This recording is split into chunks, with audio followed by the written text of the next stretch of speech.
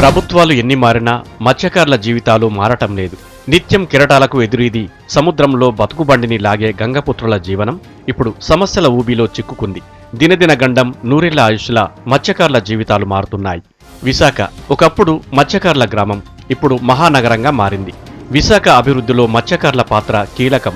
మత్స్యకారుల వల్ల steel city ఎంత అభివృద్ధి చెందినా వాళ్ళకి దక్కింది మాత్రం శూన్యం.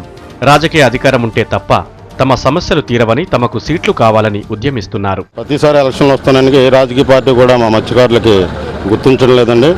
ఎప్పుడు కూడా ఓటు బ్యాంక్ రాజకీయాలు చేస్తారు తప్ప ఏ రాజకీయ పార్టీ కూడా ఇవ్వడం లేదండి. అదే మా వాళ్ళకి ఎమ్మెల్యే కానీ ఎంపీలు కానీ టికెట్లు ఇచ్చుంటే గెలుచుంటే మా సమస్యలు వాళ్ళు స్వయంగా మా బతుకులు అన్నీ వాళ్ళకి తెలుసు కాబట్టి మాకు అన్ని విధాలు ఆదుకుంటారండి. అన్ని పార్టీలు కూడా మా మత్స్యకారులు గుర్తించి ఈసారి ఎలక్షన్లో ఎంపీ సీట్లు ఎమ్మెల్యే సీట్లు కూడా మాకు ఇచ్చి ప్రోత్సహిస్తే మా మత్స్యకారులందరూ కొంచెం రాజకీయంగా సైతన్యతలు అవుతారండి.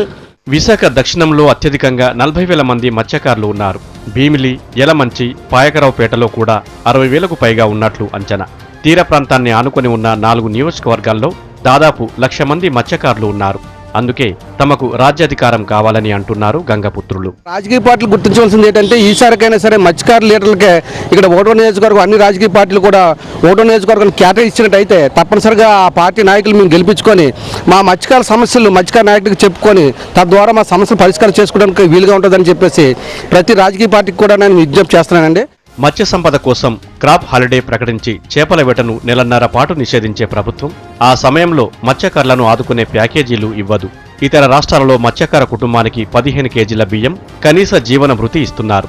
డీజిల్ సబ్సిడీ ప్రకటించడమే కానీ మత్స్యకారులకు అందింది లేదు. 50 సంవత్సరాల నుంచి మత్స్యకారులు అట్టడుగు ఉండిపోయారు. అభివృద్ధి చెందాలంటే స్వయంగా ఎవరి చేతిలో ఉండదు. రాజకీయ పరంగా ఉంటే తప్ప ఏ కులాన్ని కూడా మనం అభివృద్ధి చేయలేము.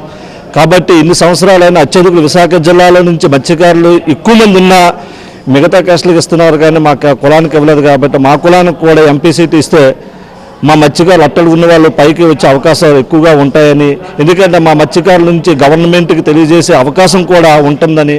ఇప్పటిదాకా గంగపుత్రులను ఓటర్లుగానే చూసిన పార్టీలు ఈసారైనా సీట్లు ఇచ్చి అధికారానికి దగ్గర చేస్తాయో లేక ఓటర్లుగానే చూస్తాయో తేలాలంటే మరింత సమయం వేచి చూడాలి.